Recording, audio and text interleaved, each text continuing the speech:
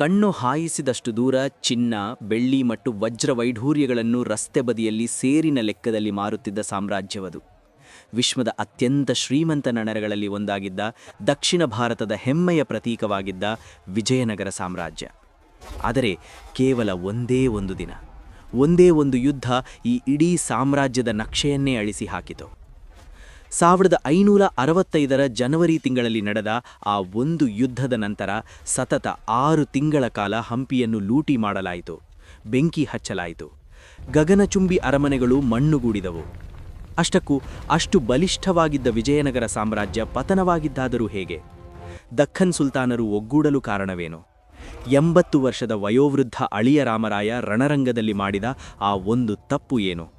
ಬನ್ನಿ, ಇತಿಹಾಸದ ರಕ್ತಸಿಕ್ತ ಪುಟವಾದ ತಾಳಿಕೋಟೆ ಕದನ ಅಥವಾ ರಕ್ಕಸಗಿ ತಂಗಡಗಿ ಕದನದ ಕರಾಳ ಸತ್ಯವನ್ನು ಇಂದಿನ ವಿಡಿಯೋದಲ್ಲಿ ಸಂಪೂರ್ಣವಾಗಿ ತಿಳಿಯೋಣ. ಈ ಕಥೆ ಶುರುವಾಗುವುದು ವಿಜಯನಗರದ ಅತ್ಯಂತ ಶ್ರೇಷ್ಠ ದೊರೆ ಶ್ರೀ ಕೃಷ್ಣದೇವರಾಯನ ಮರಣದ ನಂತರ. 1529ರಲ್ಲಿ ಕೃಷ್ಣದೇವರಾಯನ ಮರಣದ ನಂತರ ವಿಜಯನಗರ ಸಾಮ್ರಾಜ್ಯದಲ್ಲಿ ಆಂತರಿಕ ಕಲಹಗಳು, ಸಿಂಹಾಸನಕ್ಕಾಗಿ ಕಚ್ಚಾಟಗಳು ಶುರುವಾದವು. ಅಚ್ಯುತರಾಯನ ಆಳ್ವಿಕೆಯ ನಂತರ ಕೃಷ್ಣದೇವರಾಯನ ಅಳಿಯನಾಗಿದ್ದ ಅಳಿಯ ರಾಮರಾಯ ಸಾಮ್ರಾಜ್ಯದ ಅಧಿಕಾರದ ಚುಕ್ಕಾಣಿ ಹಿಡಿಯುತ್ತಾನೆ. ಸಿಂಹಾಸನದ ಮೇಲೆ ಹೆಸರಿಗೆ ಸದಾಶಿವರಾಯ ರಾಜನಾಗಿದ್ದರೂ ನಿಜವಾದ ಅಧಿಕಾರ, ಸೈನ್ಯದ ಬಲ ಎಲ್ಲವೂ ರಾಮರಾಯನ ಕೈಯಲ್ಲಿತ್ತು. ರಾಮರಾಯ ಅತ್ಯಂತ ಬುದ್ಧಿವಂತ, ಮಹಾಪರಾಕ್ರಮಿ ಹಾಗೂ ಅಷ್ಟೇ ಕುತಂತ್ರಿ ರಾಜಕಾರಣಿಯಾಗಿದ್ದ. ಆ ಸಮಯದಲ್ಲಿ ದಕ್ಷಿಣ ಭಾರತದಲ್ಲಿ ವಿಜಯನಗರದ ಮೇಲೆ ಕಣ್ಣಿಟ್ಟಿದ್ದ ದಖ್ಖನ್ ಸುಲ್ತಾನರ 5 ಶಾಹಿ ರಾಜ್ಯಗಳಿದ್ದವು. ಬಿಜಾಪುರದ ಆದಿಲ್ ಶಾಹಿ, ಅಹಮದ್ ನಗರದ ನಿಜಾಂ ಶಾಹಿ, ಗೋಲ್ಕೊಂಡದ ಕುತುಬ್ ಶಾಹಿ, ಬೀದರ್ನ ಬರೀಡ್ ಶಾಹಿ ಮತ್ತು ಬೀರಾರ್ನ ಇಮಾಡ್ ಶಾಹಿ. ಈ 5 ರಾಜ್ಯಗಳು ಸದಾ ಒಂದಲ್ಲ ಒಂದು ವಿಚಾರಕ್ಕೆ ಕಿತ್ತಾಡಿಕೊಳ್ಳುತ್ತಿದ್ದವು. ರಾಮರಾಯನ ತಂತ್ರಗಾರಿಕೆ ಎಷ್ಟಿತ್ತೆಂದರೆ ಅವನು ಈ ಸುಲ್ತಾನರ ನಡುವೆಯೇ ಜಗಳ ತಂದಿಡುತ್ತಿದ್ದ. ಬಿಜಾಪುರದ ಸುಲ್ತಾನನಿಗೆ ಸಹಾಯ ಮಾಡಿ ಅಹಮದ್ ನಗರವನ್ನು ಸೋಲಿಸುತ್ತಿದ್ದ. ನಂತರ ಅಹಮದ್ ನಗರದ ಜೊತೆ ಸೇರಿ ಬಿಜಾಪುರವನ್ನು ಮಣಿಸುತ್ತಿದ್ದ. ಒಮ್ಮೆ ಗೋಲ್ಕೊಂಡದ ಮೇಲೆ ದಾಳಿ, ಮತ್ತೊಮ್ಮೆ ಅವರ ಜೊತೆಯೇ ಮೈತ್ರಿ. ಈ ಒಡೆದು ಆಳುವ ಚಾಣಾಕ್ಷ ನೀತಿಯಿಂದಾಗಿ ವಿಜಯನಗರ ಸುಮಾರು 20 ವರ್ಷಗಳ ಕಾಲ ಶತ್ರುಗಳಿಂದ ಸಂಪೂರ್ಣವಾಗಿ ಸುರಕ್ಷಿತವಾಗಿತ್ತು. ಮಾತ್ರವಲ್ಲ, ರಾಮರಾಯನ ಸೈನ್ಯದ ಮುಂದೆ ಈ ಸುಲ್ತಾನರು ತಲೆಬಾಗಿ ನಿಲ್ಲುವಂತಾಗಿತ್ತು. ಆದರೆ ಕಾಲಚಕ್ರ ಉರುಳಿದಂತೆ ರಾಮರಾಯನ ಈ ಅತಿಯಾದ ಆತ್ಮವಿಶ್ವಾಸ ಮತ್ತು ಅಹಂಕಾರವೇ ವಿಜಯನಗರದ ಪಾಲಿಗೆ ಮೃತ್ಯುವಾಗಿ ಕಾಡತೊಡಗಿತು. ದಿನ ಕಳೆದಂತೆ ಸುಲ್ತಾನರಿಗೆ ರಾಮರಾಯನ ಕುತಂತ್ರದ ಅರಿವಾಯಿತು. ನಾವೆಲ್ಲರೂ ಒಡೆದು ಹಂಚಿ ಹೋಗಿರುವುದರಿಂದಲೇ ವಿಜಯನಗರ ಬಲಿಷ್ಠವಾಗಿದೆ. ನಾವು ಹೀಗೆಯೇ ಕಿತ್ತಾಡಿಕೊಂಡಿದ್ದರೆ ರಾಮರಾಯ ನಮ್ಮೆಲ್ಲರನ್ನೂ ಒಬ್ಬೊಬ್ಬರಾಗಿಯೇ ಮುಗಿಸುತ್ತಾನೆ ಎಂದು ಅವರು ನಿರ್ಧರಿಸಿದರು. ಅಹಮದ್ ನಗರದ ಹುಸೇನ್ ನಿಜಾಂ ಶಾ ಮತ್ತು ಬಿಜಾಪುರದ ಅಲಿ ಆದಿಲ್ ಶಾ ತಮ್ಮ ದಶಕಗಳ ಹಳೆಯ ದ್ವೇಷವನ್ನು ಮರೆತು ಕತ್ತಿ ಕೆಳಗಿಟ್ಟು ಸಂಬಂಧ ಬೆಳೆಸಿದರು. ಹುಸೇನ್ ನಿಜಾಂ ಶಾ ತನ್ನ ಮಗಳನ್ನು ಅಲಿ ಆದಿಲ್ ಶಾಗೆ ವಿವಾಹ ಮಾಡಿಕೊಟ್ಟು ಒಪ್ಪಂದ ಮಾಡಿಕೊಂಡ. ಬೀದರ್ ಮತ್ತು ಗೋಲ್ಕೊಂಡ ಸುಲ್ತಾನರು ತಮ್ಮೆಲ್ಲ ಭಿನ್ನಾಭಿಪ್ರಾಯಗಳನ್ನು ಮರೆತು ಇವರ ಜೊತೆ ಕೈಜೋಡಿಸಿದರು.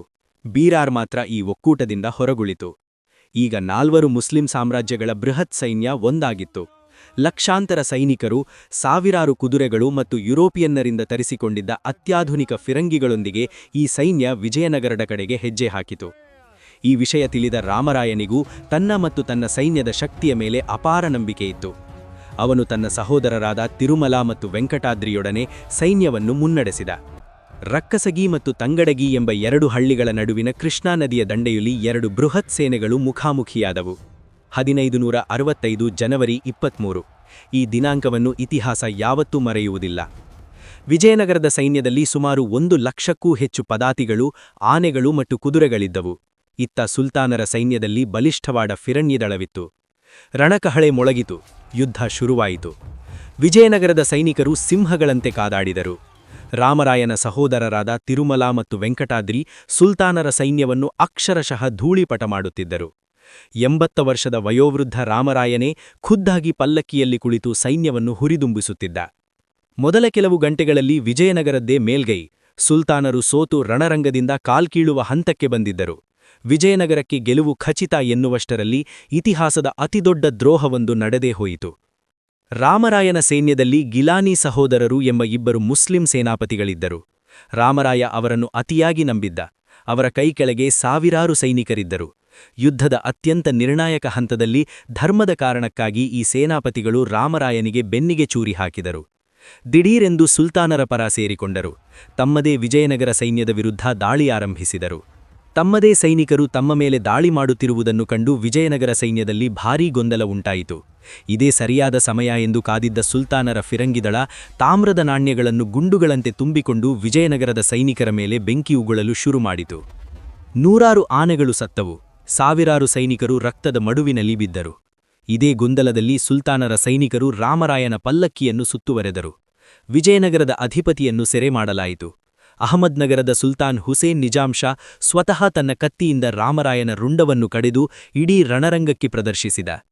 ತಮ್ಮ ನಾಯಕನ ತಲೆ ಕತ್ತಿರಿಸಿದ್ದನ್ನು ನೋಡಿದ ವಿಜಯನಗರದ ಸೈನ್ಯ ದಿಕ್ಕು ತೋಚದೆ ನಾಯಕನಿಲ್ಲದೆ ರಣರಂಗದಿಂದ ಓಡಿಹೋಯಿತು.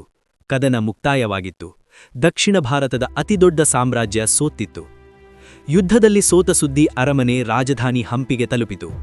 ರಾಮರಾಯನ ಸಹೋದರ ತಿರುಮಲ ಸಿಕ್ಕಷ್ಟು ಖಜಾನೆ, ಚಿನ್ನಾಭರಣಗಳು, 1500 ಆನೆಗಳನ್ನು ಮತ್ತು ನಾಮಕಾವಥಿ ರಾಜ ಸದಾಶಿವರಾಯನನ್ನು ಕರೆದುಕೊಂಡು ಪೆನುಗೊಂಡೆಯ ಕಡೆಗೆ ಪರಾರಾಗಿದ. ಇಡೀ ಹಂಪಿ ನಗರ ಅನಾಥವಾಯಿತು. 3 ದಿನಗಳ ನಂತರ ಸುಲ್ತಾನರ ಕ್ರೂರ ಸೇನೆ ಹಂಪಿಯನ್ನು ಪ್ರವೇಶಿಸಿತು. ಜಗತ್ತು ಕಂಡ ಸುಂದರ ನಗರ ಒಂದು ಕ್ಷಣಾರ್ಧದಲ್ಲಿ ನರಕವಾಗಿ ಬದಲಾಯಿತು. ಸತತ 6 ತಿಂಗಳ ಕಾಲ ಹಂಪಿಯನ್ನು ಲೂಟಿ ಮಾಡಲಾಯಿತು. ಸಿಕ್ಕವರ ಮಾರಣಹೋಮ ನಡೆಯಿತು. ಕಲಾತ್ಮಕವಾದ ಸುಂದರ ದೇವಾಲಯಗಳನ್ನು ಒಡೆಯಲಾಯಿತು. ಅರಮನೆಗಳಿಗೆ ಬೆಂಕಿ ಹಚ್ಚಲಾಯಿತು. ಕಟ್ಟಿಗೆಯಿಂದ ನಿರ್ಮಿತವಾಗಿದ್ದ ಟೆಷ್ಟೋ ಅದ್ಭುತ ಅರಮನೆಗಳು ಬೂದಿಯಾದವು. ಒಂದು ಕಾಲದಲ್ಲಿ ವಜ್ರ ವೈಢೂರ್ಯಗಳನ್ನು ಮಾರುತ್ತಿದ್ದ ಬೀದಿಗಳಲ್ಲಿ ರಕ್ತದ ಕೋಡಿ ಹರಿಯಿತು.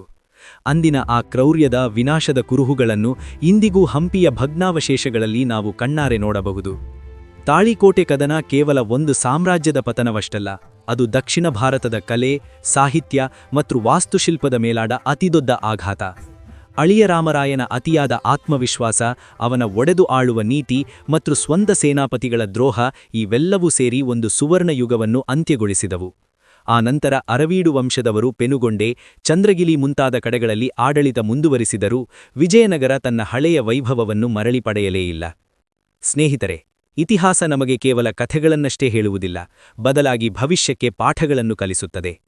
ಆಂತರಿಕ ಒಡಕು, ಅತಿಯಾದ ಅಹಂಕಾರ ಮತ್ತು ತಪ್ಪು ಜನರ ಮೇಲಿನ ನಂಬಿಕೆ ಎಂತಹ ಬೃಹತ್ ಶಕ್ತಿಯಾದರೂ ಹೇಗೆ ನಾಶ ಮಾಡಬಲ್ಲದು ಎಂಬುದಕ್ಕೆ ತಾಳಿಕೋಟೆ ಕದನವೇ ಜೀವಂತ ಸಾಕ್ಷಿ. ನಿಮಗೆ ಇತಿಹಾಸದ ಈ ರಕ್ತಸಿಕ್ತ ಪುಟದ ಮಾಹಿತಿ ಇಷ್ಟವಾಗಿದ್ದರೆ ದಯವಿಟ್ಟು ವಿಡಿಯೋವನ್ನು ಲೈಕ್ ಮಾಡಿ ಮತ್ತು ನಿಮ್ಮ ಸ್ನೇಹಿತರೊಂದಿಗೆ ಶೇರ್ ಮಾಡಿ. ನಮ್ಮ ಇತಿಹಾಸದ ಕರಾಳ ಹಾಗೂ ಸುವರ್ಣ ಪುಟಗಳ ಬಗ್ಗೆ ಇನ್ನೂ ಹೆಚ್ಚಿನ ವಿಡಿಯೋಗಳಿಗಾಗಿ ನಮ್ಮ ಚಾನೆಲ್ಗೆ ಸಬ್ಸ್ಕ್ರೈಬ್ ಆಗಲು ಮರೆಯದಿರಿ. ನಿಮ್ಮ ಅನಿಸಿಕೆಗಳನ್ನು ಕಮೆಂಟ್ ಮಾಡಿ ತಿಳಿಸಿ. ಮುಂದಿನ ವಿಡಿಯೋದಲ್ಲಿ ಮತ್ತೊಂದು ಅದ್ಭುತ ಕಥೆಯೊಂದಿಗೆ ಸಿಗೋಣ. ವಂದನೆಗಳು.